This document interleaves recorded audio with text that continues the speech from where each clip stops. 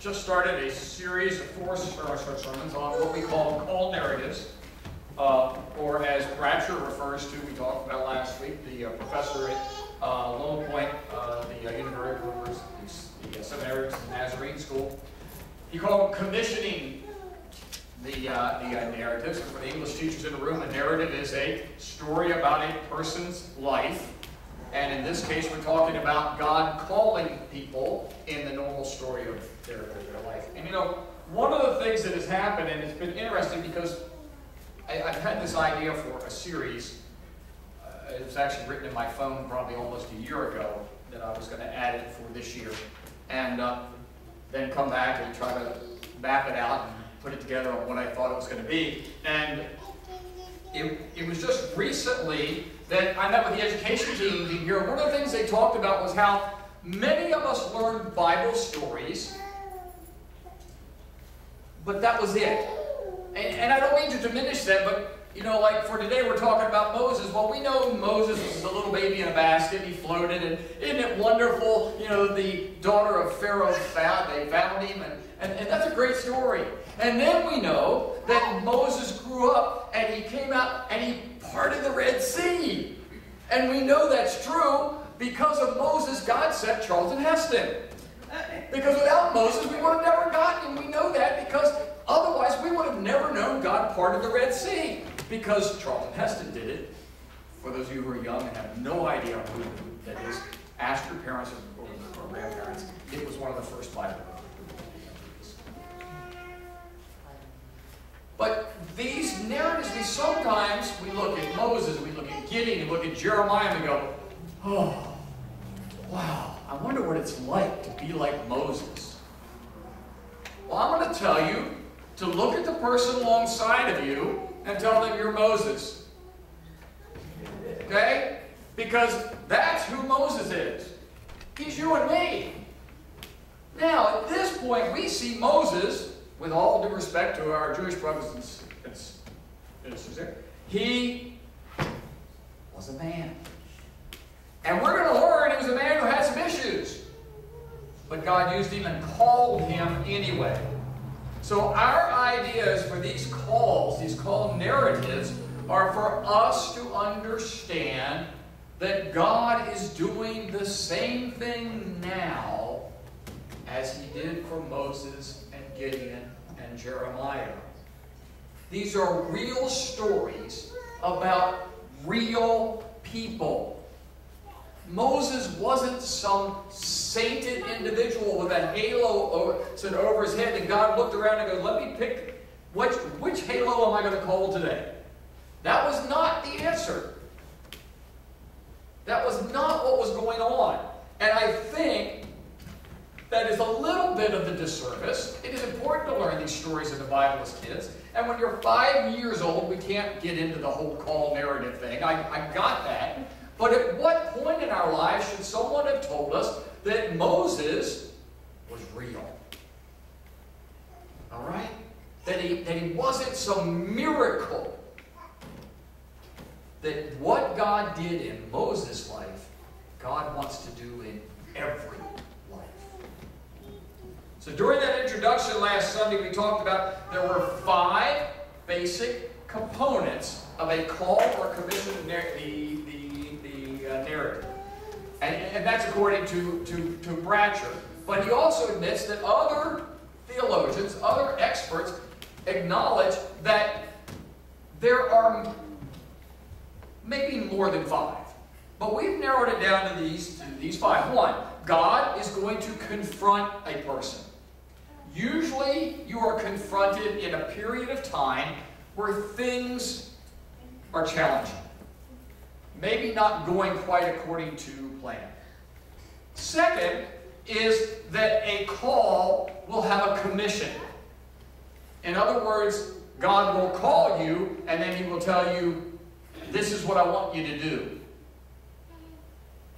3, whoever's getting called objects. Yeah. We'll come back to that one. Because I do have that listed as the one that I think we're all really good at. For whatever it's worth, I think Moses was the expert. So we'll get there. God is going to listen to your objection, and then he's going to assure you that you can do it. And then you're going to tell him, or people are going to tell him. They're going to say, fine, I've objected. You're assuring me, but you know what? I want a sign. And like I told him Wesley this morning, there's people in that room, we've all been asking for a sign for a long time. God, if you just give me a sign, you know, just show me. Give it to me. Let me know. I follow everything that you say. Well, we're going to see ourselves in Moses in that event too. So let's take a little look at the background of Moses and the life that you think is Moses. And I'm going to tell you is Moses. Now, he became Moses. But he started out as a child born during an oppressive time where the Pharaoh of the time was oppressing the Hebrews so bad that they didn't even want children to come into the world. So Moses' mother makes a basket, floats him out in the shallow water of where the reeds are, knowing that this is where Pharaoh's daughter came to take her bath. And that maybe they'd pick the baby up, they would have mercy, adopt the baby would have a good life, and yet knowing all along that God was telling her, Yahweh was saying, this is what I want you to do with your child, and go there. And that's what happened. That's what she did. And sure enough, Moses' daughter comes along. I mean, Moses' daughter, I said Pharaoh's daughter comes along and finds the baby. Now, understand, they didn't have a giant food store to go buy formula. Okay? They couldn't do that. They had to find somebody who could nurse this baby so it didn't die. Well, where would they go look? Well, it's a Hebrew child. Let's go look at a Hebrew village. Ah, what a coincidence. They found a woman, parentheses, Moses' biological mom, who didn't have a child anymore, maybe had had a miscarriage as far as they know whatever, but already had milk, and so she could nurse the baby. Moses gets to come back home, be nursed by his biological mom, live with his biological dad, and learn a little bit about Hebrew life and about what it meant to be oppressed. Even if you're 1 or 2 years of age, some of those memories stick. All right? So that was the Moses that we learned about. So then, though, we look at Moses' life, and his life is divided into almost 3 equal parts, each one 40 years long. All right? The first 40, short of that little bit of time he spent in the Hebrew town, in that village with his mom and dad, he lived with Pharaoh's daughter. Now, this is where the movies messed it up. Pharaoh's daughter in this story was not Pharaoh's firstborn child. She was the daughter of at least one of his concubines. Conceivably could have been a daughter of a daughter. All right? Now, she had it pretty good. But Moses did not live in the first family in the palace. We see him living, Pharaoh is in that room, Moses is in this room. That's not what was going on. It would have been more like living with the Duke of whatever in Scotland. Pretty good lifestyle. But you weren't living with Queen Mum. All right? So, for 40 years, he lived a very entitled life. I mean, he was the prince. He could go do whatever he wanted. Had it made. In fact, to the point that you have to understand that Moses had a call on his life from God. Before we get to the call that we're talking about today, that said he knew he wanted to deliver the Hebrews out of the slavery. He knew. He said that's what he wanted to do. So in 40 years of living in the palace, so to speak, he was, man, he could do anything he wanted to. You know, if he went out speeding on his camel and the police pulled him over, he could get the ticket fixed. All right? Nothing to it. You know, if he got in trouble as a kid in school, nothing to it. Do you know who my father is, my grandfather is, whatever? He's the Pharaoh. Oh, okay. Nope. and you get no time out, go on. So Moses was determined that he was going to become God's leader. And he was going to do it his way. And this is what happened. He forced himself into God's leadership role. And what happened was he saw an Egyptian abusing a Hebrew. And if you know the story, he went in and he broke up the punishment, got the Hebrew out of the way, and then he just absolutely beat the snot. Killed the dude. Guess what? That wasn't the leader God wanted. But Moses was entitled. Man, he was the rich prince kid. Nobody's going to get me. So what? I killed some dude. So what? And that's what he got away with. Unfortunately, and he thought that he would turn out all the Hebrews were to go, whoa, Moses is our man. He's in charge. And you know what they did? You're that dude who lives up on the hill with all rich folks. You're not one of us. And Moses goes, look. And he goes, get out of here. You think you can even get away with murder. You're so entitled. You just think you're so special. You're not one of us.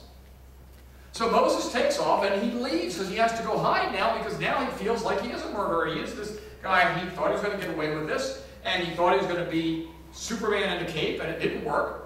So he goes off, and for his next 40 years, he lives with the Midianites, which is his father-in-law's folks. And he lives, and he becomes a shepherd.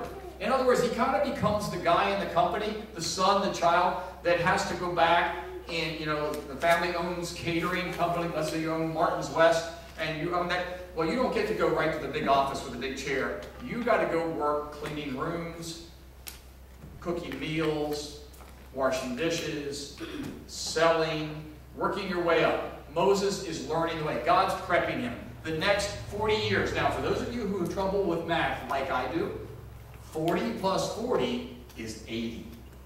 Okay? And that's where we're going to pick up today, is at age 80. Age 80, he gets the call. And it starts like this.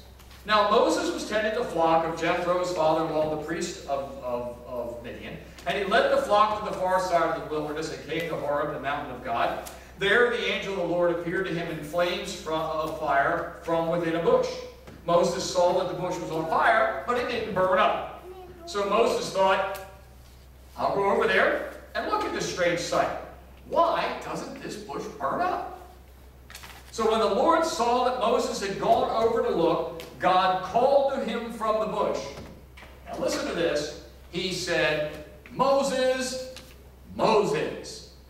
Now I don't know about you, but even if it's not my first and middle name, and we all know when we have called someone by their first and middle or been called, it is an attention getting.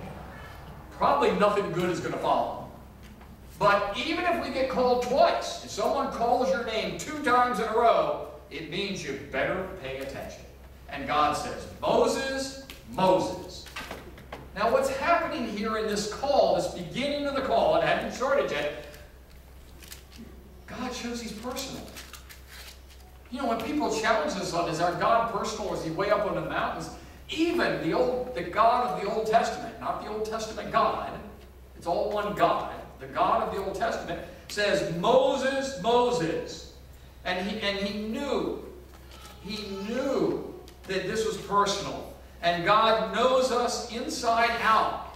You know, as Mercy Me sings, with all of our bumps and bruises. God already knew. God already knew Moses was a murderer. He already knew he thought he was an entitled whatever as a young guy. He already knew that he had run away from the murder and had been living as a shepherd.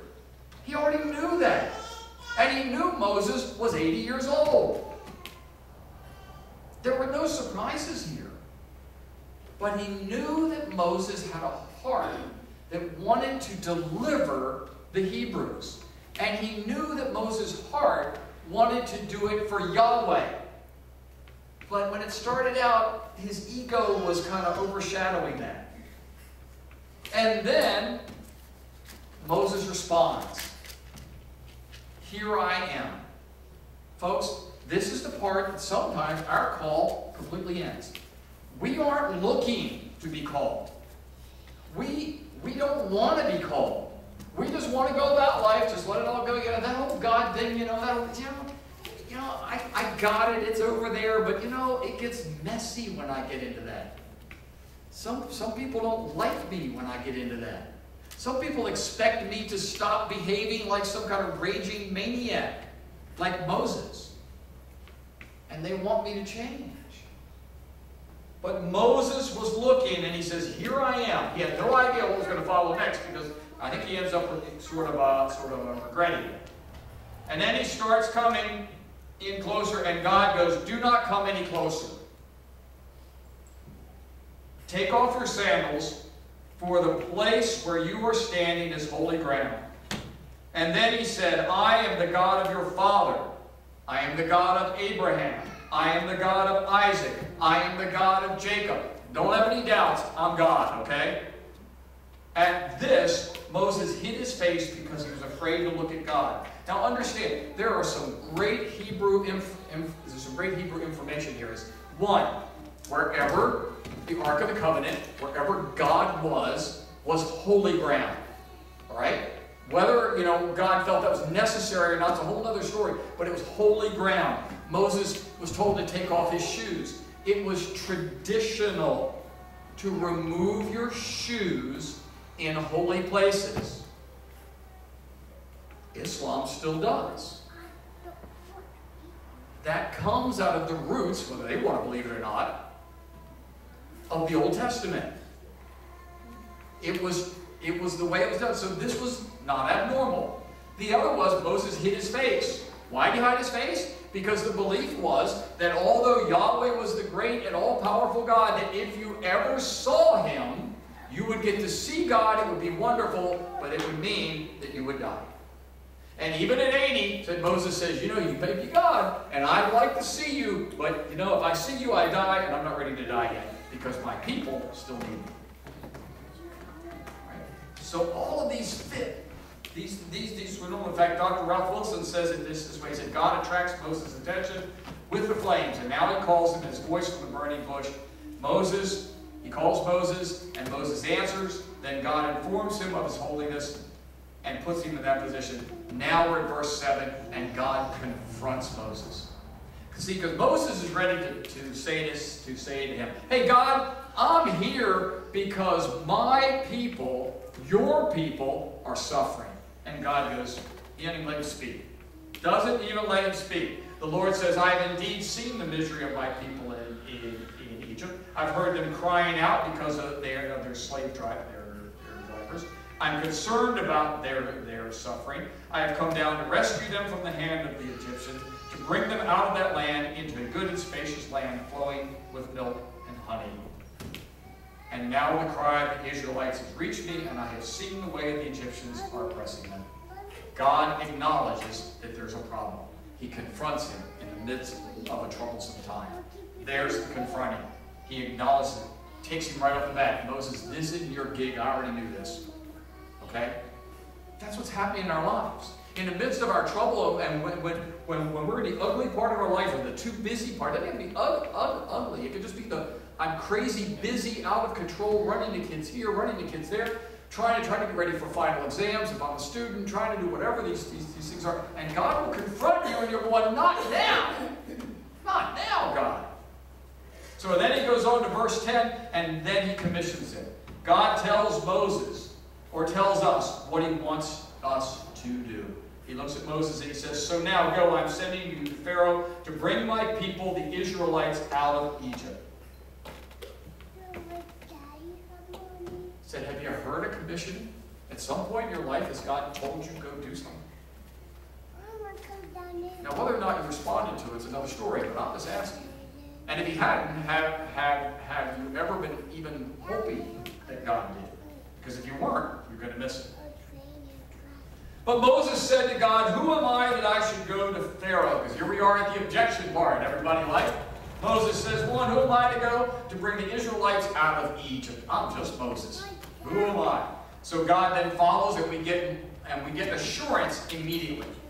assurance immediately. And God said, I will be with you, and this will be a sign to you that is I who have sent you. When you have brought the people out of Egypt, you will worship God on the mountain, on this mountain. And Moses said again, but suppose, he objects again, suppose I go to the Israelites and I say to them, the God of your fathers has sent me, and they ask me, he said, what is his name? What shall I tell them? You ever done that? God says, hey, he said, here it is. I'm with you. I want you to go do it. You go, yeah, but.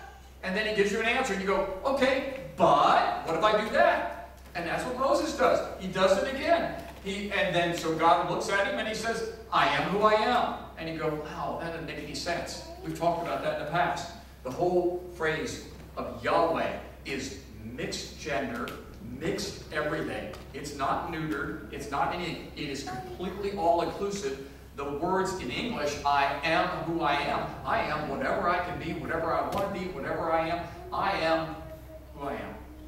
That was very clear to what the Hebrews understood as well. And God said to Moses, okay, great, you are who you are, and tell them I am sent me. And then God said, and then God also said to Moses, say to the Israelites, the Lord your God, your Father, the God of Abraham, Isaac, and Jacob has sent me.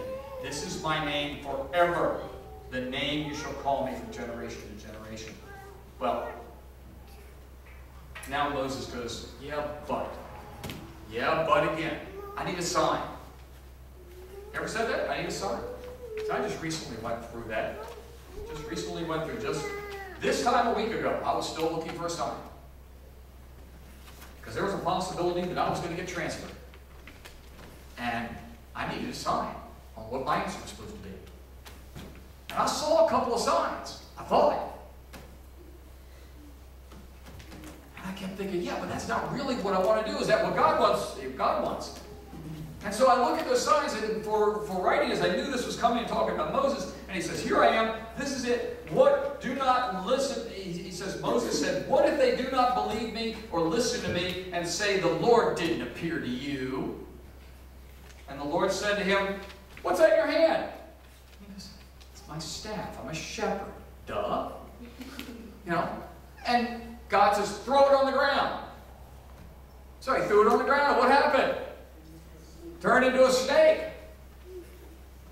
You guys all know how I feel about snakes. My favorite snake is right now on my feet. That's my favorite snake. All right? But that wasn't enough.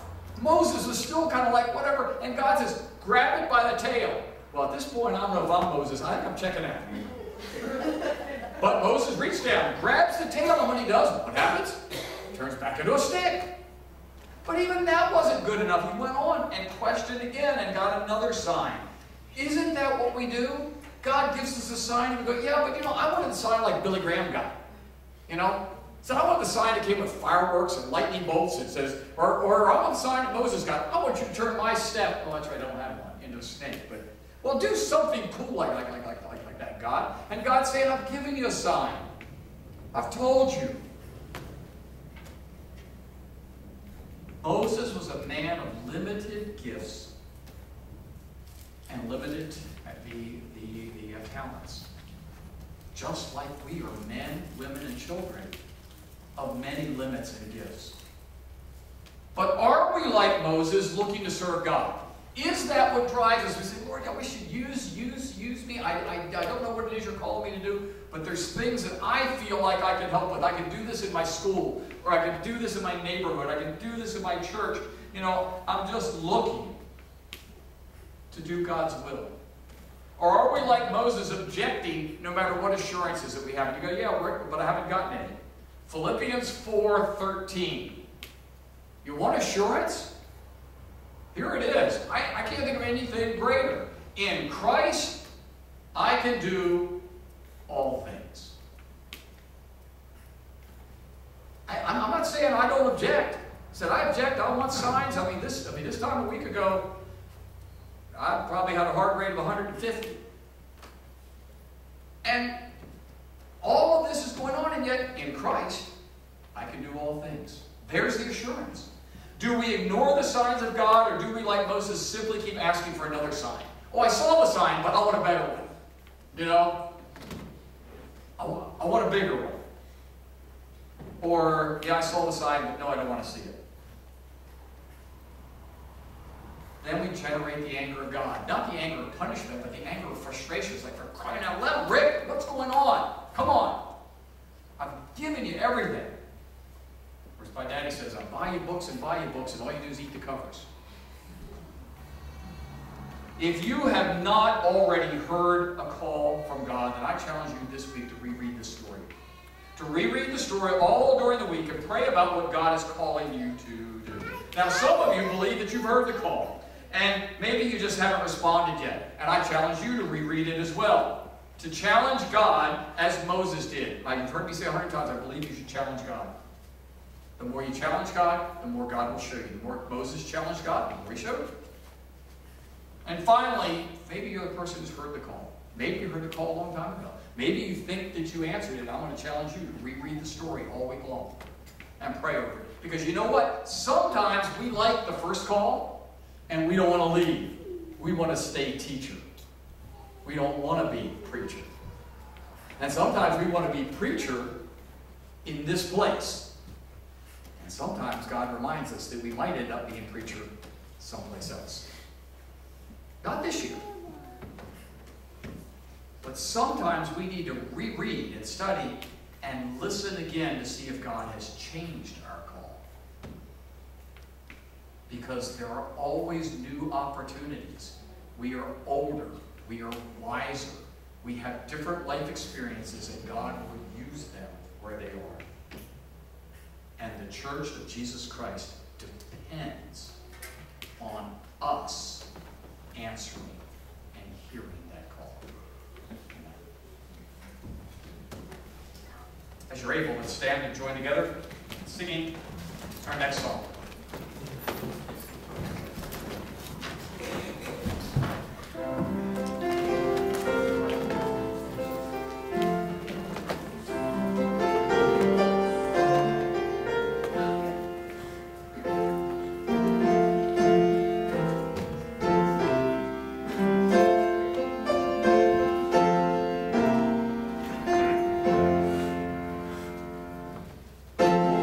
My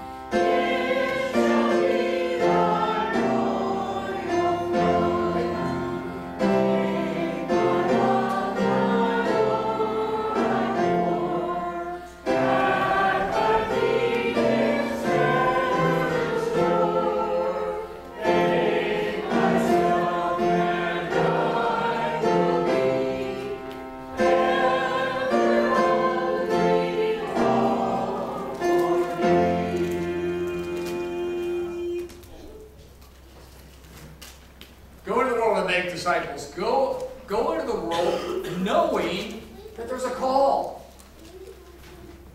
We made fun a week ago about, can you hear me now?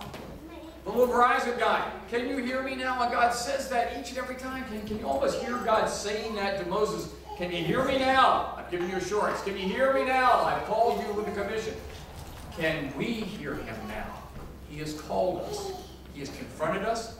He has commissioned us. He has assured us. We have objected, and whether we believe it or not, he has given us signs to prove it. Go into the world, a world that's dying to know what the purpose of life is.